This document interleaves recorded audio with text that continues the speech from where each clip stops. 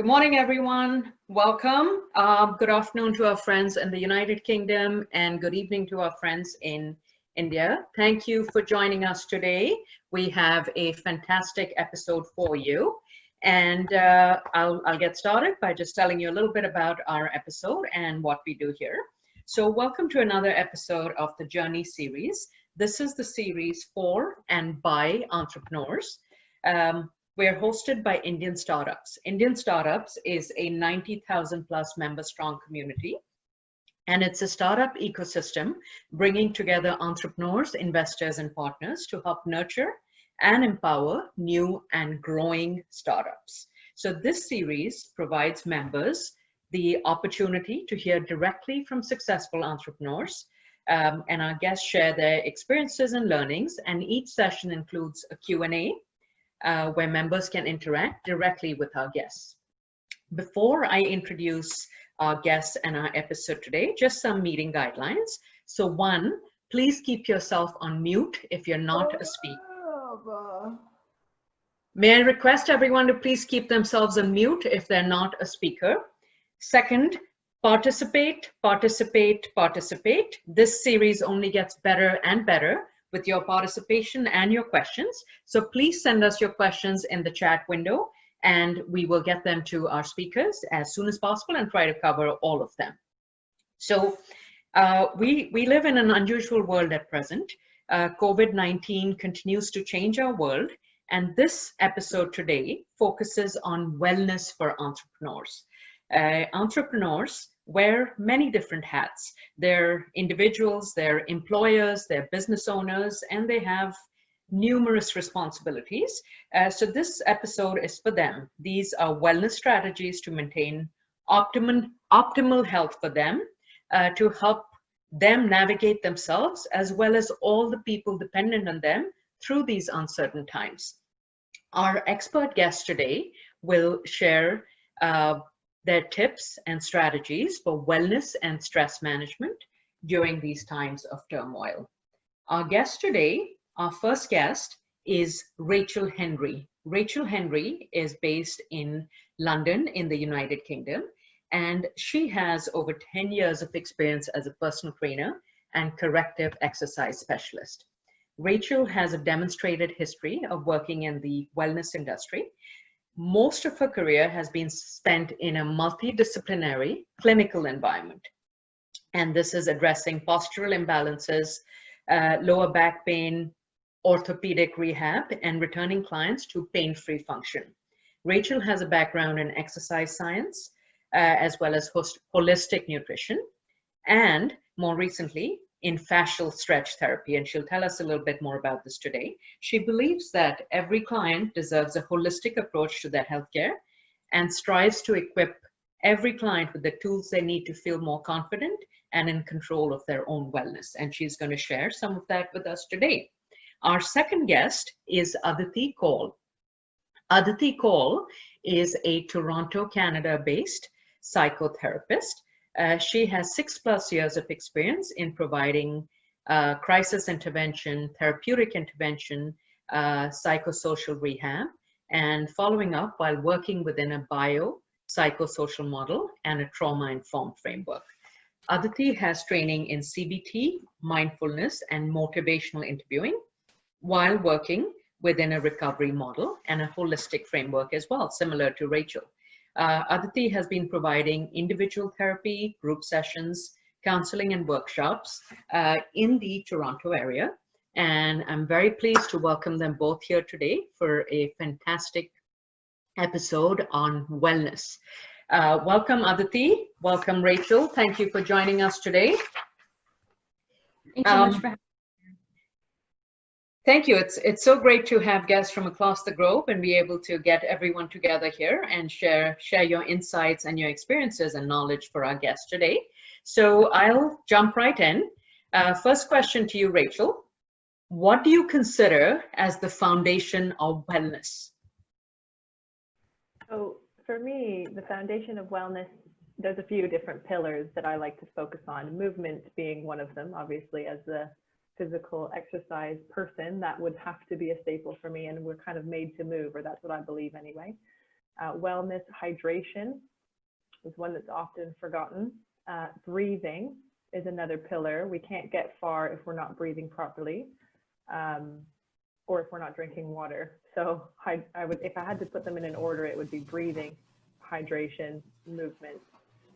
Hey Rachel, sorry to disturb you. Can you please come closer to the mic? We are not able to hear. Oh, is it not? Is that better? Oh yeah, that's cool. Thanks. Okay. Thank you for that. I'm trying out these headphones for the third time, and sometimes I don't know when they're working and when they're not. So yeah, basically foundation of wellness for me is breathing, hydration, movement, rest, so including sleep and recovery, and community as well. So it's all nice to have those individual things if you've got those ticked off of your list and you're functioning well.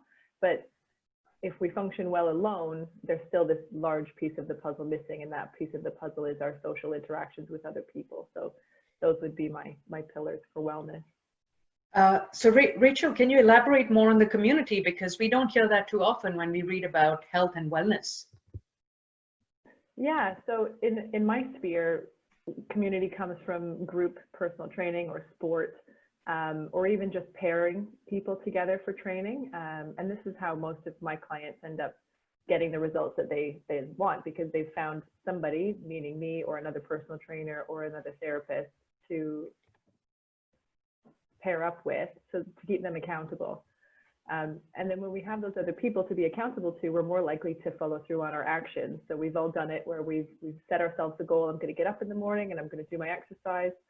And then you wake up in the morning, you're a little bit tired and think, well, I'll do it tomorrow. But if you wake up in the morning and you know that you've got to meet your friend to go for a walk, you're a lot less likely to cancel on that friend versus canceling on yourself.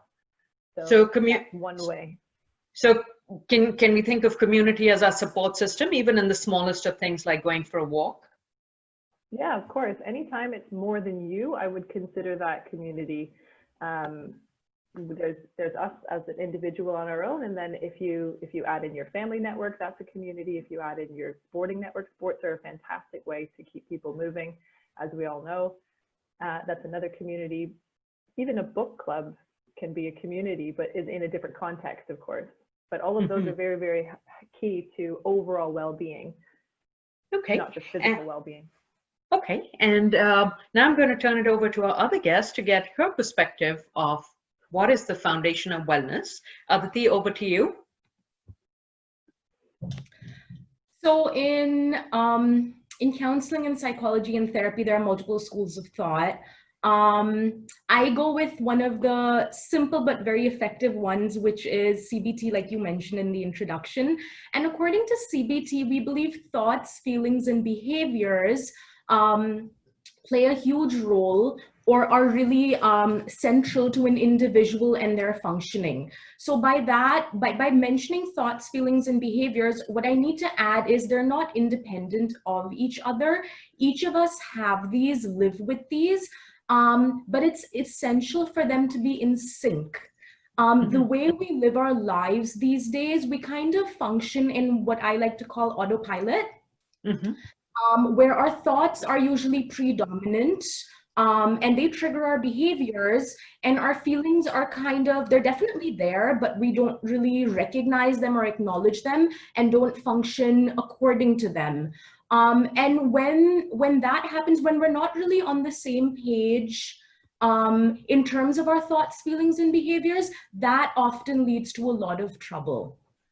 So the foundation of wellness, from my opinion, would be being in sync with your thoughts, feelings, and behaviors. So Aditi, how does stress arise as a result of what you just mentioned? What causes stress? So what causes, that's a really good question. So a lot of times well, not a lot of times, every day as we're living our lives, we have multiple experiences. We meet people, or we run into problems, or there might even be good situations. We have an emotion that's linked with each one. We also have a thought that arises from each situation, and then we also have a behavior in response to each. A lot of times we don't really recognize what our thought is. For example, if someone says something to us, and we don't necessarily like it, but our thought is to go along with it or to ignore it. So we're sitting here festering with feelings that are negative, but we're not responding to those feelings and we're not doing anything about them. And doing something about it doesn't mean we have to hit back or we have to do something negative, but it can just be acknowledge how we're feeling, understand why we felt that way. So we have these feelings that are festering and we're not behaving in according to it, or we're not really thinking about them. That definitely leads to a lot of stress. That's just one example, but that's kind of broadly what happens. So Aditi, what do we do both as individuals and as entrepreneurs in this time of COVID-19, where, for lack of a better description, there's extreme stress, there's financial stress, there's economic stress, there's health stresses, there's social stresses. What are some of the ways to manage this? So for starters, I like to say acknowledging what exists. One is acknowledging our situation, knowing exactly where we stand, so that we have no surprises later, because surprises later usually lead to more stress. But in addition to that, acknowledging how we're feeling about the situation, and not just how, but why we're feeling that way. So if I'm feeling financially stressed out, for example, right now, I need to recognize what is causing that. Sometimes I might find that, oh, I lost my job. That's why I'm feeling stressed out, because now I don't have a steady source of income. But there might be other situations where I might recognize that I'm feeling stressed out because everyone else is talking about being stressed out financially. And when I break my situation down and really analyze it, I don't really have a reason to be stressed out. Or I have some reasons, but I'm able to find solutions to resolve them. Okay. So an important part is really recognizing the situation and having a very solution sort of focused rather than a problem focus. Okay, so first part from what you said is to acknowledge the situation, and to try to focus on solutions versus the problem. Absolutely. Okay, and now over to you, Rachel. What do you think are the essentials to maintain some wellness during these troubled times? Yeah, so like you mentioned, the stress levels are quite high at this time, higher than normal for a lot of people. So for me, to maintain wellness or health in this time, it does come back down to breathing. A lot of people, when they're stressed in a normal time, they breathe through their chest and through their upper chest, I should say, because all of our breathing kind of does happen in our chest, doesn't it? But if we're breathing in through the upper part of our chest, what we're actually doing is we're not using our diaphragm to allow the bottom part of the lungs to fill up and open. And when we do that, our neck muscles actually have to facilitate pulling our rib cage open to allow more air to come in. And that breathing pattern in and of itself is a stress response. So it kind of becomes the cyclical chicken and egg scenario where you're stressed about something, your breathing tightens up and gets restricted. And because you're not getting enough airflow in, your body stays in that sympathetic response. It stays in that fight or flight response.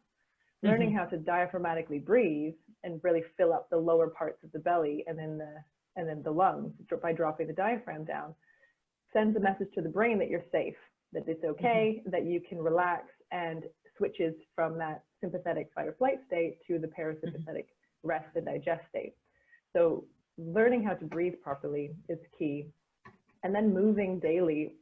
Our bodies were made to move. So even if it's just going for a walk, doing some stretches, getting out of a position that is forwardly hunched, that is one way to manage stress as well. And we all know, I mean, maybe not everybody knows, but there's a lot of research out there on the effects of exercise and mood and the effects of exercise on endorphins. So you will feel better just by moving your body. And it's one of those things that it seems so easy to do, but getting our head around it and actually taking the action to go and exercise is really hard for a lot of people. So it doesn't have to be this massive thing that you have to go and plan and take an hour to do this or that or the other. It is simply just moving your body however it feels comfortable, and that sometimes can be enough. So we're going to come back to exercise a lot more, but before that, I just want you to repeat a little bit what you said about breathing. So is this what you would call deep breathing? Yeah, I call it diaphragmatic breathing. Some people call it belly breathing. It's very common in yoga. Yoga Okay. people, the yoga teachers rather, would teach their participants to breathe deep into the belly. So when they, I can do a demonstration now if that's easy. Please go ahead, please. Sure. Because I think So many people have their videos on. Okay, so the way that I would teach this to a client, I'll just move this down. I would have one hand on my chest and one hand on my stomach, just above my belly button, or even just on the belly button is fine. Lying down is the preferred way of teaching this, but you can do it seated, you can do it standing. Now, when you breathe, if you just take a normal breath, you'll notice one hand may move more than the other. So usually the chest rises and falls, and the belly doesn't really fall or rise. So when you're breathing in, the trick with this is to push your abdomen into your hand, the lower hand, sorry, there's two hands on you, of course, the lower hand. And when you do this, it's important to think not only about pushing the belly forward, but filling it from the sides as well. That's the bit that a lot of people miss, because it is easy to cheat the system by just using your abdominals to push your stomach out and not actually filling the lungs. So if you think about filling your lower abdomen like a cylinder, that's one way to practice belly breathing. It takes a lot of training, and it'll have to be deep breaths. So try and breathe in for 6 to 8 seconds. And then hold for 4 seconds, 4 to 5 seconds, and then breathe out for at least the same amount of time that you spent breathing in, if not more. So one strategy is the breathing, or the diaphragmatic breathing. The second one you mentioned is exercise. But in today's world, especially in a world of lockdowns and restrictions, how do you go about getting that exercise? So this is interesting because I think a lot more people have been exercising throughout lockdown, or they've been seeking out online ways to exercise. I don't know about other countries or other cities, but in London, we were only allowed to leave the house for essentials and for exercise. So a lot of people started running with COVID, and a lot of people started cycling. But in terms, if you're not able to get out of the house, it could be as simple as stretching in your living room, or finding a program online, or pairing up, like I said, with somebody who is an expert, because there's Zoom sessions are the future, I guess, of fitness training. And there is a difference between exercise and physical activity. So exercise is carved out time specifically for exercise, for harder movements. Physical activity is the stuff that we have to move around every day to do. So if I run to catch the bus, that's not exercise. I'm not exercising. I'm just going to get the bus, but I happen to be running. So that's the easy distinction between the two. Okay. And Aditi, so you and I are not trained fitness people like Rachel, for example. How has your own routine changed during COVID? How have you adapted and made sure that you're getting some exercise? So early on, when we started self-isolating, I realized that I wasn't really getting much exercise. I wasn't even doing the daily short sprint to catch the bus, like Rachel mentioned. So forget about any exercise whatsoever. I started dedicating some time through the day to do little bits of exercise. So that would keep me more active all day. So I bought some dumbbells, I'd use those, I do some jumping jacks, I do push-ups, I'd even do some spot jogging while I was watching TV, because I know if I wasn't watching TV, I wouldn't keep jogging. So that's the kind of stuff that I started doing. I also just started going up and down the stairs, but just really simple ways to stay active and use body weight as resistance. I did get some dumbbells as well, but I think we can even use stuff that we have at home, like water bottles or maybe a sack of rice or wheat or something. It can be used. Yeah, and I find that a lot of people around me are finding things like that effective. So Aditi, what you're saying are really simple things at home that could make it easier for us to exercise, even if it's just for a few minutes. So how does all of this help stress? How does it help us get healthier? So like Rachel mentioned earlier, the word she used was endorphins. We identify endorphins to be happy hormones. That's kind of in colloquial use, that's what we might call them. So when we exercise, endorphins are released in the body, and those actually help us end up in a better mood. So not just do we, let me rephrase that. So endorphins help us feel good. It helps us feel happier. But in addition to that, we also have a sense of achievement. It also helps us with aches and pains that we might have. And all of us know that staying active is good. I mean, for the mind, for the body, in all possible ways. So you're saying even 5 or 10 minutes of exercise would be good for us? Well, I think some is better than none. Okay. All right. So I'm just going to take a very short break right now to welcome all of our guests who may not have been with us in the beginning. I see the room participation increasing by the minute. So thank you all for joining us. Welcome. And for those of you who have just joined us, we are in our episode on wellness and stress management strategies for entrepreneurs. Our guests today are Rachel Henry from the United Kingdom and Aditi Kaul from Canada. Rachel is a corrective exercise specialist and personal trainer, and Aditi is a registered psychotherapist. And both of us are giving us tips and general guidance on how to manage our stress better and be healthier during this time of COVID. So welcome everyone. And I'm going to now request you to start sending in your questions on the chat box while we continue honing some knowledge from our guests. So Rachel, how has your own routine changed during COVID? What are some of the things you're doing differently? Similar to Aditi, I'm working out more frequently. And I really want to highlight that point because it's really important. A lot of people think that they need to exercise for an hour because they've been told that gym sessions are an hour long and you don't get anything out of them unless they're like that. But that's not true. What I tell people, especially if they're working from home and they're sitting a lot longer, is to get up every 10 minutes or so just for a minute and move around. So even those smaller bursts more frequently through the day can be more beneficial than a half-hour run once a day in the morning, which seems, oh, well, if I'm running, I'm expending so much more energy, so that must be better. But actually, if you're spending the rest of your day sedentary, it's not that much better for you. So I just wanted to highlight that before answering your question. My routine has changed. It's a lot more body weight stuff. I'm used to going to the gym and moving weights around because that's where I worked and that's what I did. So I'm relearning the value of a body weight workout, and it's all you need really. If you know how to move your body in a safe way, you really don't need equipment per se. Sometimes if you're working around an injury or if you're training for a specific kind of performance, then yes, you will need weights and there will be things that you need to purchase to make that happen at home. But yeah, personally, it's been more body weight workouts, a lot more conditioning. I'm prepping for the rugby season coming up as well. And the weather has turned to nicer weather here in England. So I'm just taking advantage of the weather, a lot more outdoor workout. Okay. And you gave some examples of what you're doing. Aditi mentioned using things like a bag of rice at home. What are your thoughts on that? That's perfect.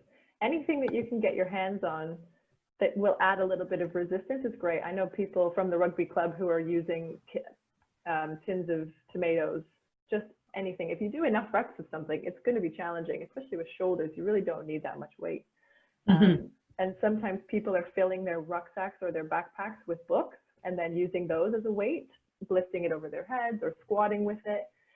There's a lot of different ways to create weight from household objects. I think it's a great idea. So now let's switch tracks for just a moment. Entrepreneurs often will be running their own business. They could be the only person in the business, or they could be responsible for other employees. And there's stress. There's stress because things are tight. Clients may not be making the same orders these days. How do you prioritize your own health in the middle of this? Because there's always that one more call or one more email that people need to respond to. How do you try to make that time?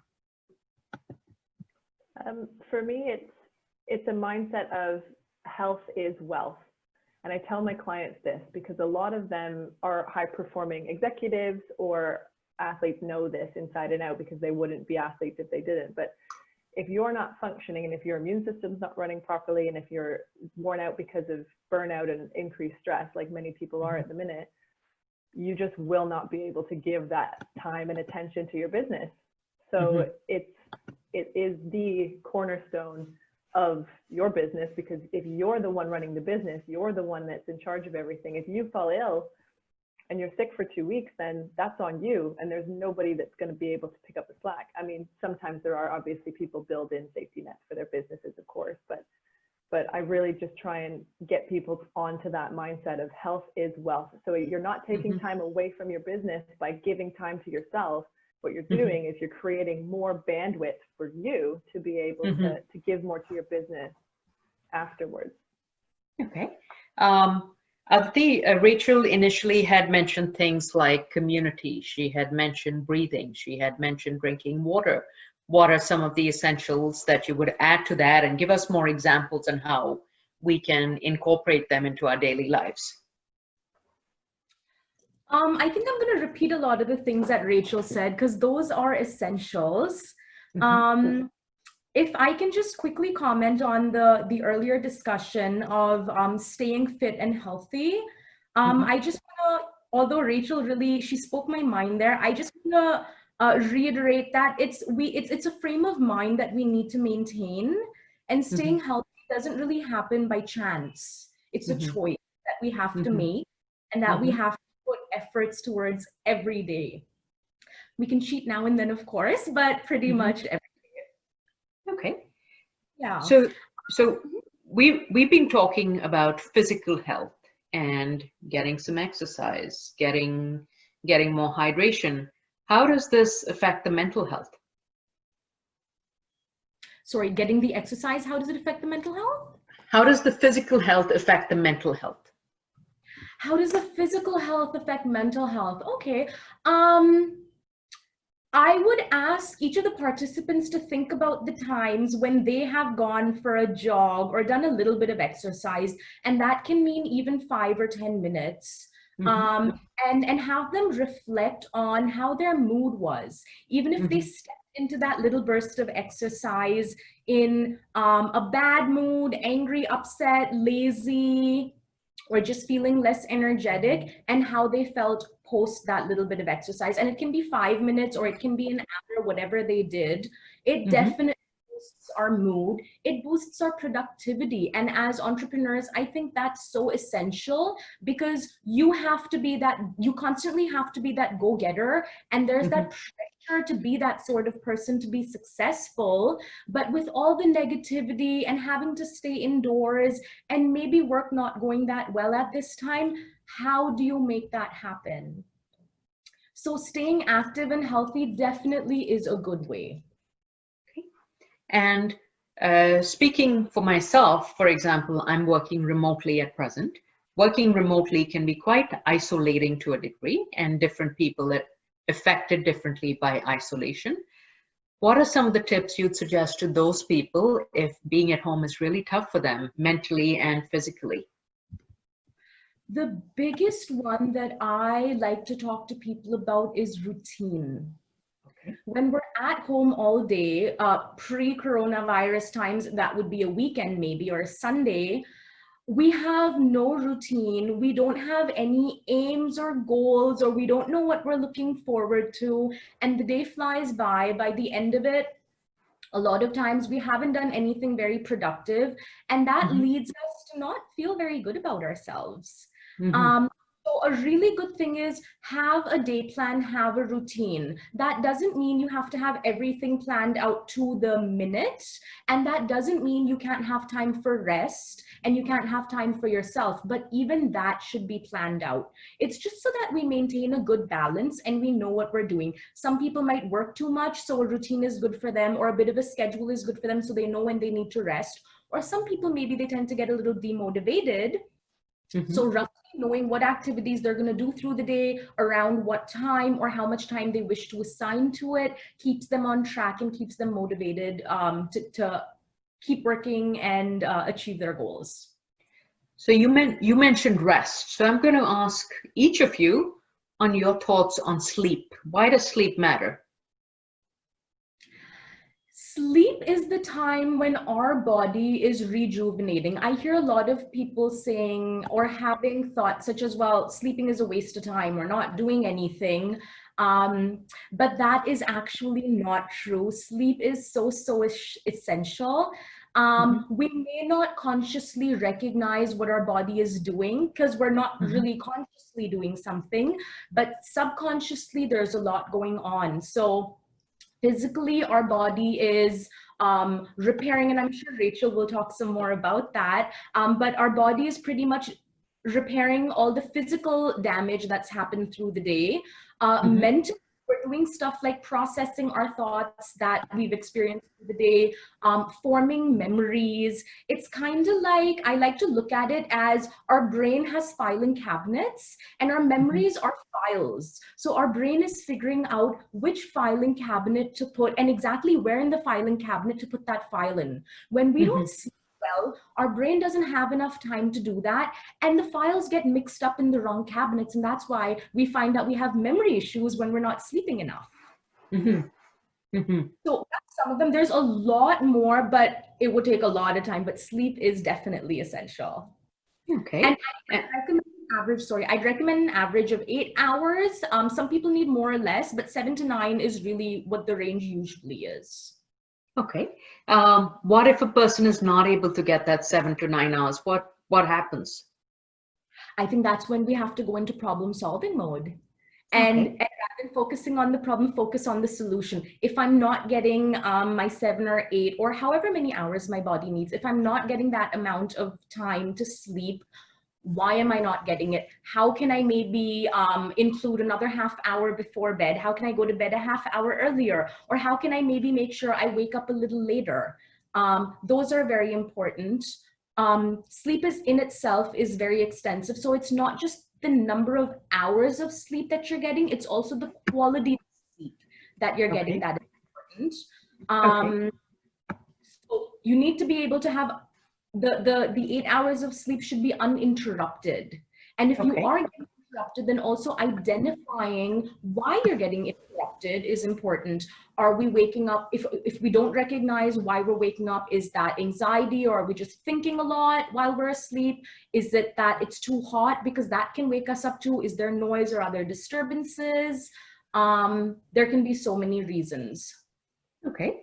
And now let's get a perspective from Rachel on sleep.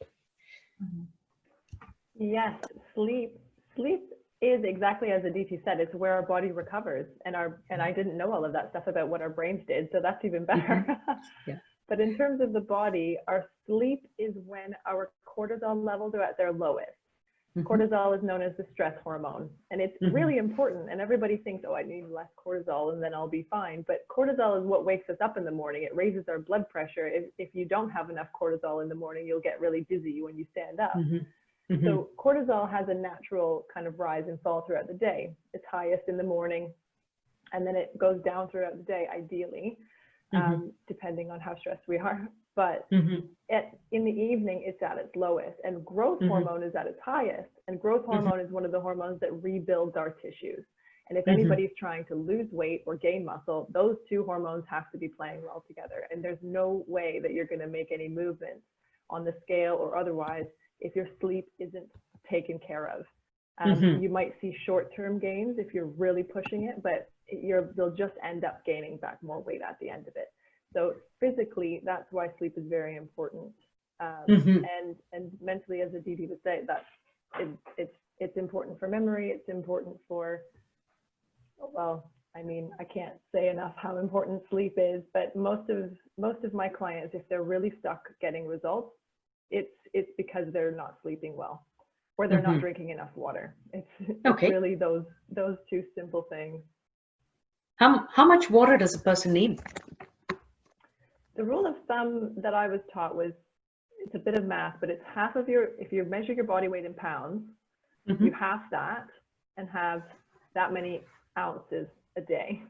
So I don't know anybody who measures water in ounces, but this is the way that I was taught. So if you weigh 200 pounds, you would need 100 ounces a day, but that will vary. I mean, that's a very rough calculation. If you're working out a lot, if you're in a really hot climate, you're going to need extra water. A good way to measure is by your urine color. So if your urine is pretty clear, a little bit yellow, that's fine. If it's dark or if it's not almost clear, then you need some more water.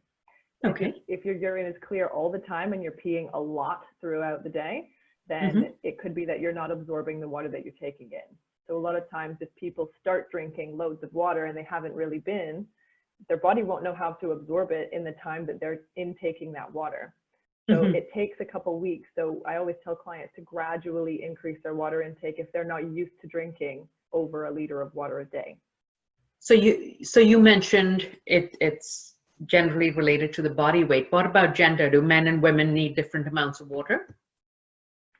I'm sure they do, but I don't know who needs more. I think it's more case specific in terms of exercise levels, and then how much you're sweating. So it does depend on each individual person's daily output, if that makes sense. It does make sense. And you mentioned earlier to acknowledge the difference between physical activity and exercise. So I'm guessing exercise is when you're getting your heart rate up. You may or may not be sweating, but you're putting in a little more effort than you normally would in just walking to catch the bus. Is that how you would generally describe it? Not necessarily, no. Exercise is scheduled time for physical activity. It's kind of, you're being physically active in both instances, but physical activity is unplanned activity. So walking on your daily commute, getting up and doing the gardening, washing the dishes, cleaning the house, like those are all physical activities because you're using your body to go and do something. Exercise, you wouldn't say walking to the tube station is exercise. That's physical activity. But at the same point, exercise doesn't have to be stressful. I have a lot of people who just do corrective exercise. So their heart rate's not getting up very high, but they're working those deep intrinsic muscles that hold their joints together. So that's carved out time and it's specifically designed for that purpose. So those are the two differences. Exercise is dedicated to the purpose of whatever you're exercising that day, and it's specially made for in that time. And would you consider yoga exercise? Yes. Yeah. Okay. Aditi, you made a comment about mindfulness earlier. Could you tell us more about mindfulness and what that means? Absolutely. So mindfulness, a lot of it it's kind of reached the Western world today, and we've been incorporating it in therapeutic methods. It's almost become a therapeutic model of its own today, though it originates a lot from Hinduism and Buddhism. The concept of mindfulness, I kind of want to give you guys a disclaimer really on the get-go. Mindfulness and meditation are often confused, and I really want to focus on the difference between them. So mindfulness is being present within your mind, being present in the moment, in the here and the now, rather than being anxious about the future or being sad or depressed about the past, really being present in where we are in the given moment. Mindfulness meditation is a way of achieving that, but that is not necessarily the only way to achieve that. Breathing exercises, for example, or grounding techniques are other ways for an individual to learn to become more mindful. Okay. So big distinction is mindfulness is being present in the moment. And that could that be while exercising or while just going for a walk as well, or anything? So that's a really great question. So mindfulness, we can be mindful in our daily lives doing everything that we're doing. And that's really the ideal way for us to be living our lives. With all this technology and distraction, and particularly our cell phones, or being on our laptops now that we're home all day, we are so not mindful of what we're doing, or we're watching TV while we're eating. We're not really experiencing our food, or we're exercising and we're talking on the phone with someone or doing something else. We're not really recognizing how we're feeling and what we're experiencing in that very moment, and that's essential. that kind of Okay. also goes back to what I said at the beginning of this seminar, which was being in sync with one's thoughts, feelings, and behaviors. Mindfulness really helps us to achieve that. Okay. When we know how we're feeling, we're recognizing how we're thinking and why we're behaving in certain ways, that gets us in sync. So it's And being we aware. recognize that also. So it's being aware. Okay. Absolutely. Absolutely. Okay.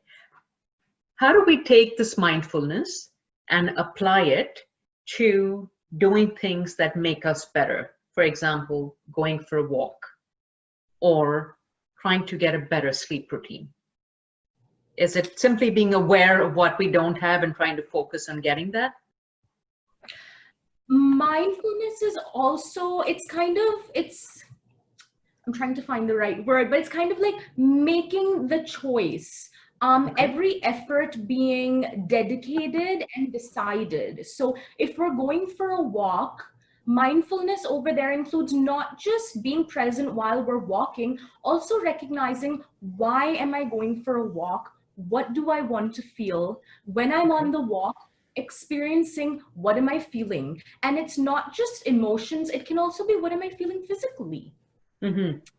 Do I have this pain in my hip when I start walking? How is that affecting me? Is it making me irritable? Did it make me walk back home sooner? How did I feel about that? So just everything. And when we make that part of how we function on a daily basis, we find that we might be less irritable, because the thing that was irritating us, we recognized it and we resolved it. So relationships get better, work gets better, sleep gets better. A lot of times with regards to sleep, we have sleep issues. So we have difficulty falling asleep, we have difficulty staying asleep, or there may be early awakening in the morning, early hours of the morning particularly. That is often because we have things going on in our mind that are not resolved, which we don't necessarily consciously recognize, but they're definitely there. So sleep may be improved as well.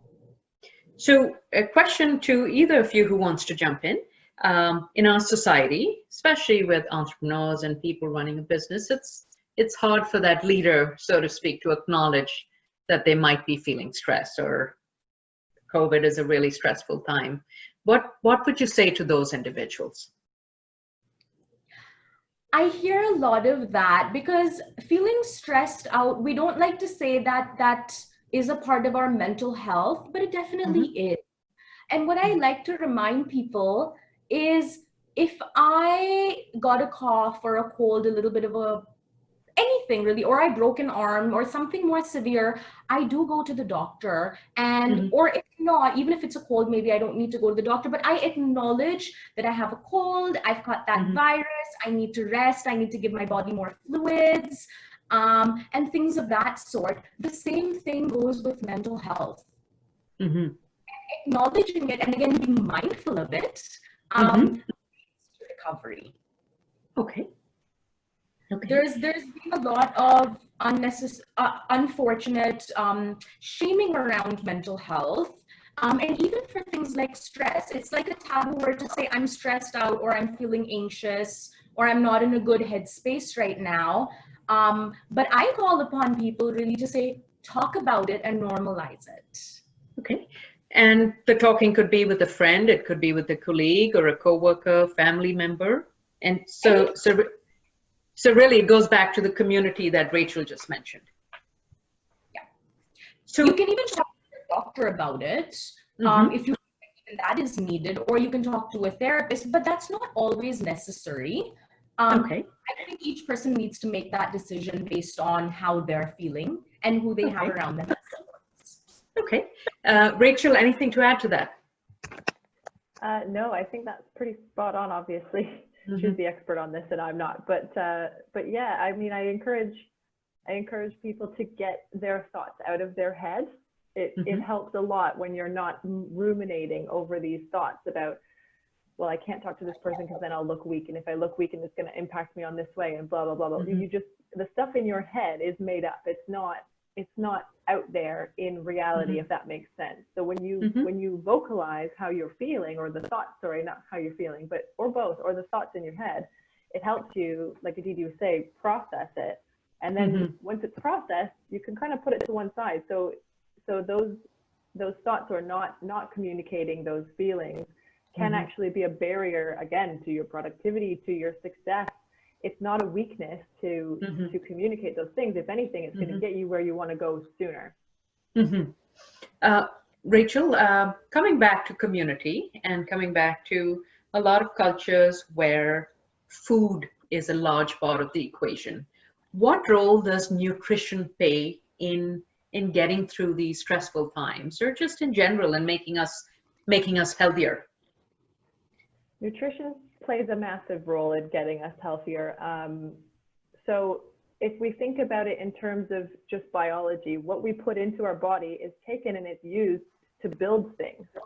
So if you're building a house, but you don't have the proper equipment, it's going to be a pretty rickety house. You're not going to have the structure to weather a storm or a natural disaster or what have you. So we're experiencing a global health crisis at the minute. So if we are filling our body with stuff that's not useful for it to build up an immune system and keep our cells strong at that level, then if we do come in contact, we're more likely to be at risk anyway. But so nutrition, even with weight loss and fitness related aspects, I always say it's 80% nutrition, 20% fitness, because you can't out exercise bad nutrition. That's a great analogy and a good way to put it. So one of the questions we had come through is, and it's for either of you, what would be the consequences of using excess social media on our emotional health? So that is definitely, that's a definite no. I mean that by social media. Too much of social media is definitely detrimental to our mental health. The biggest thing that we find is anxiety. Social media can cause a lot of anxiety. We post things and we're waiting for people's likes and comments and things of that sort. There's also anxiety about not being accepted by people, or the mean comments that tend to come in social media. So it's always a good idea to limit how much of social media we want to use. Maybe do that in terms of hours or minutes, really. I would like to count how much of social media one uses in minutes, not in hours. Although I think a lot of us end up going in hours. Another thing that we are identifying a lot of these days is addiction to social media. And very briefly, I'm going to talk about how that happens. We have neurotransmitters in our mind. Neurotransmitters are basically the little chemical messengers that go around in our brain and our body and help transport little messages for us.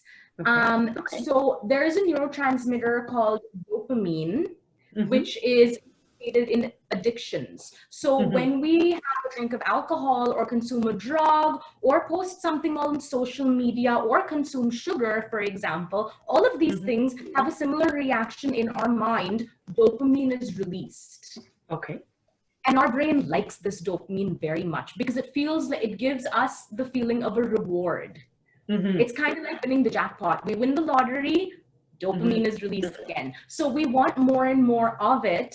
And there tends to be then no limit to it. And that's where the addiction starts. We want more and more and more. And when we cut it out, our body starts to crave the dopamine because, well, it likes it. That's why keeping that limit is very, very important. Otherwise, we're just chasing that dopamine constantly. So almost like eating chocolate. It tastes good. I want to have another piece. And maybe another piece. Because the exact same thing, you made such a good point. The exact same thing happens in our mind, even with food. Eating too much of food, we're eating something that we like and eating too much of it. That's because there's some dopamine being released in our brain and our mind is saying, keep bringing it on. I like that. So I'm going to challenge you a little bit on that, because there's also a benefit to being on social media. We can stay active. We can know what's going on in the world. We can stay engaged. We can catch up with family members. So why not be on social media? it is good to be on social media. Actually, it's each individual's choice. I know of people who choose not to be on it because they don't like it, or they hear things of that sort. So I don't see an objection in being on social media, but the point that I really want to emphasize is maintaining a balance. Okay. When we grew up, I think all of us heard our parents talking about maintaining a balance on how much of healthy to eat versus how much of junk food to eat, or things of that sort. The same thing applies here, maintaining that balance of how much of social media are you on, how much of news are you reading, how much it's affecting you, when you need to maybe intervene and cut back a little. Okay, so a lot seems to be coming to expectations. What are we expecting out of social media as well? Absolutely. I don't think very many of us take the time to reflect on what we're expecting. We kind of just jump on the bandwagon because everyone's doing it. Everyone's posting pictures on Instagram or Facebook or wherever else, so we're going to do it. But what are we looking to achieve out of that is a good question to ask ourselves. You made a really good point there. So I'm going to thank Rohit for bringing up this question, because I wouldn't have thought of social media in regards to wellness, but that was a great question. So for those of you who have just joined us, we're discussing wellness and stress management strategies during COVID. We have another 10 minutes, so please feel free to send us your questions so we can continue with this animated discussion.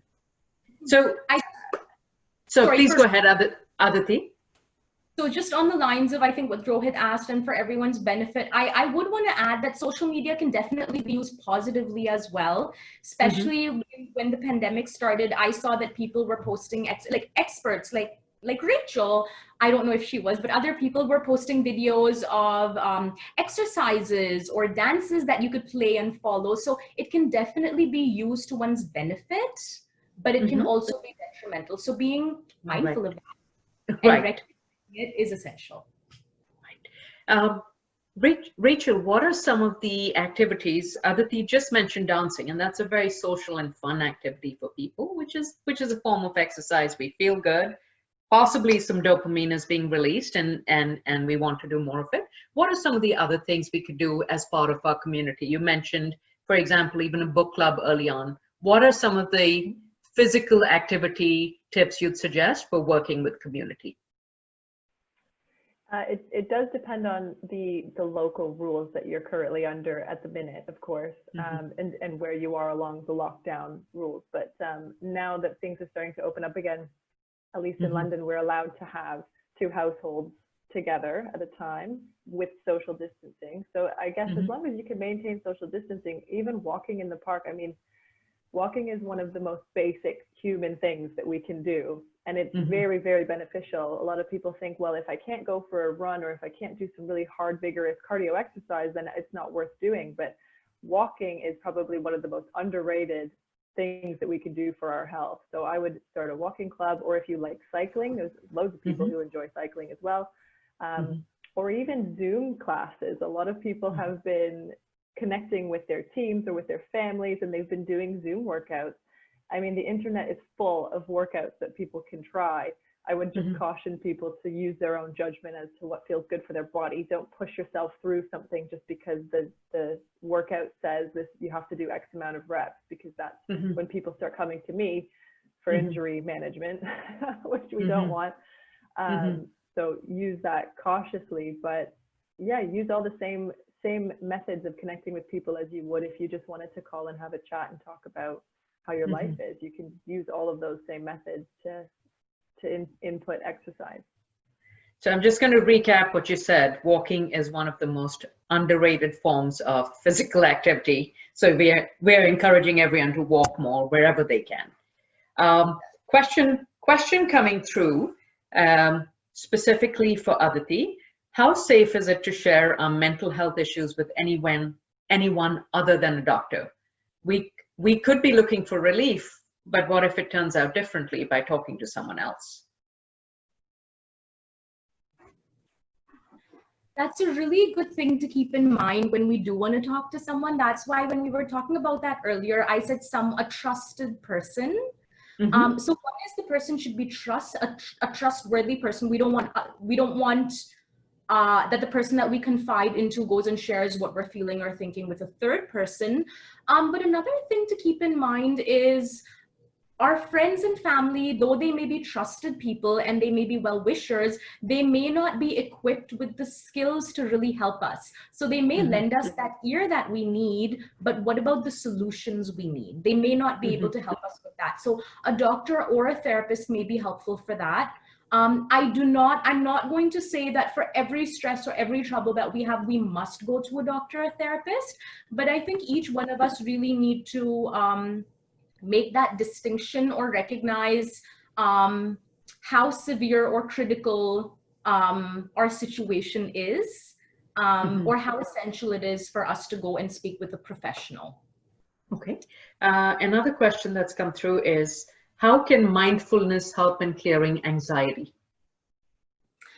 Mindfulness is used more and more for anxiety, and I can't say enough good things about it. One of the ways that I like to use mindfulness for anxiety is the mindfulness meditation, and another one is breathing. Like Rachel mentioned that earlier, actually. When we're anxious, we have a lot of shallow breathing. What that does is, like Rachel did mention, so what happens when we're shallow breathing is we're not filling up with air, and we're taking in small breaths and then exhaling quickly. What that ends up doing is there's more air or more oxygen going through our system and going through our lungs. And one might think, well, isn't that a good thing? Our body needs oxygen. Yes, it needs oxygen, but even there, we need to maintain a balance. When we have too much oxygen coming into our lungs and then going to our brain, that actually triggers the anxiety response or the fight and flight response, and that actually allows more cortisol to be released. Exacerbating or really just having the anxiety continue. So deep breathing is a really good way to manage our anxiety. There are multiple types. If you have breathing exercises on YouTube, I promote the material that's on YouTube. It's free, it's available to everyone all the time, and there's some really good quality stuff there. One can look for box breathing if one wants to look for breathing exercises. For other mindfulness stuff, there's things like a body scan. So you're basically focusing on each part of your body bit by bit so that you are aware of how you're feeling there. A lot of times we feel anxiety in our abdomen, so definitely focusing on that, just recognizing it and not necessarily consciously trying to change it, but just being aware of it is helpful. So, sorry, I just want to be mindful of the time here. We're at 10:27, so I just want to do a very quick recap for everyone. So although we have our guests from two very different perspectives and different parts of the world, some of the strategies you've said have really overlapped, and it's exercise and physical activity, it's good nutrition, it's water and hydration. You both really elaborated on breathing and breathing techniques and good sleep. So all of this combined with mindfulness and awareness of how we are feeling and what we're doing. So I want to thank you each for both of your perspectives for joining us. I want to thank all of the guests, and I'm going to activate a survey so all of you can give us your feedback. It's fantastic to get this expertise in-house for all of our visitors today. And next week, we are going to have another great episode on communication tips and how to do better in communication. So Rachel and Aditi, thank you so much, and signing out from Toronto, Canada. Have a great day, everyone. Thank you. Thank you. Thanks a lot, for having us. everyone.